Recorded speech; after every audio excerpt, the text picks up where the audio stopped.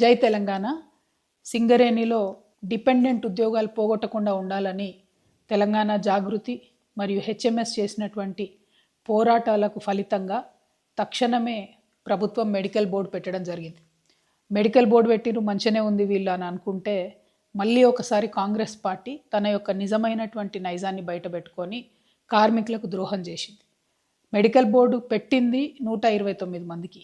ఈ 129 మంది అందరికందరు కూడా ఆ ఉద్యోగాలు తమ పిల్లలకో తమకు కావాల్సిన వాళ్ళకో ఇచ్చుకోవాలని అనుకున్నారు. తద్వారా వాళ్ళు రిటైర్ అయ్యి భవిష్యత్తులో సింగరేణిలో పనిచేయడానికి మంచి యువరక్తాన్ని ఎక్కించడంతో పాటు వారి కుటుంబం బాగుంటుందని చెప్పి వీళ్ళందరూ కూడా భావించారు.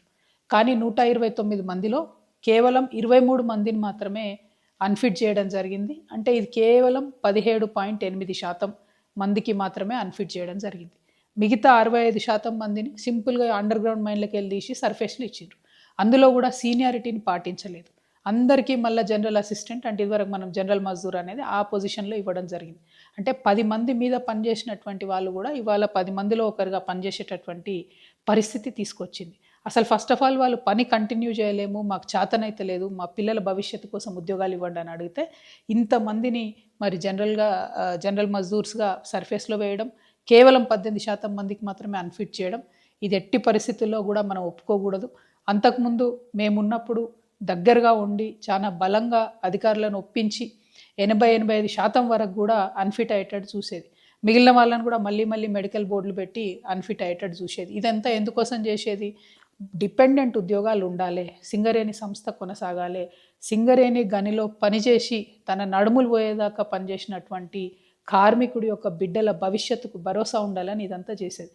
కానీ ఆ స్పిరిట్ మొత్తం తుంగలో దొక్కేసింది కాంగ్రెస్ పార్టీ. ఇవాళ ఆ అంశాలే లేకుండా, ఆలోచనే లేకుండా, సింగరేణి మీద కనీసం ప్రేమ లేకుండా ఓన్లీ 18% మందికి అన్ఫిట్ చేయడం అంటే ఇది చాలా అన్యాయం. అంటే పోరాటాలు చేసి రోడ్ల మీద పడేదాకానేమో మెడికల్ బోర్డు పెట్టిన తర్వాతనేమో మళ్ళీ ఇది ఒకటి దొడ్డిదారిన అన్యాయం చేయడం ఇది కరెక్ట్ కాదు. ఎవరినైతే మీరు ఆ 84 మందిని మీరు మళ్ళీ తీసి సర్ఫేస్లో వేసిండ్రో వాళ్ళందరూ కూడా అన్ఫిట్ కావాలనే కోరుకున్నారు. వాళ్ళందరినీ కూడా అన్ఫిట్ చేయండి. అదేవిధంగా అంతకుముందు ఒక 54 మందితో మీరు మెడికల్ బోర్డు పెట్టిండ్రు. దానిలో తీవ్రమైన అన్యాయం చేస్తూ కేవలం 4 మాత్రమే అప్పుడు అన్ఫిట్ చేసిండ్రు. మరి ఆ 50 మందిని మీరు గంగకు వదిలేసినట్టేనా? ఆ 50 మందిని ఎందుకు మీరు మెడికల్ బోర్డుకు పిలవలేదు? తక్షణమే వాళ్ళని కూడా పిలవండి. ఎవరెవరైతే స్వచ్ఛందంగా వాళ్ళ జాబ్స్ వాళ్ళ పిల్లలకి ఇచ్చుకోవాలనుకుంటున్నారో అది ఇవ్వడమే ప్రధాన లక్ష్యంగా పనిచేయాలి తప్పితే అది ఇవ్వకుండా వాళ్ళని ఆపడం కోసం మీరు పనిచేస్తూ ఉన్నారు. ఇది కరెక్ట్ కాదు. ఈ వైఖరిని మేము తీవ్రంగా ఖండిస్తూ ఉన్నాం. మీరు మారకపోతే మళ్ళీ ప్రజా పోరాటాల ద్వారానే మీకు బుద్ధి చెప్తాం. Thank you.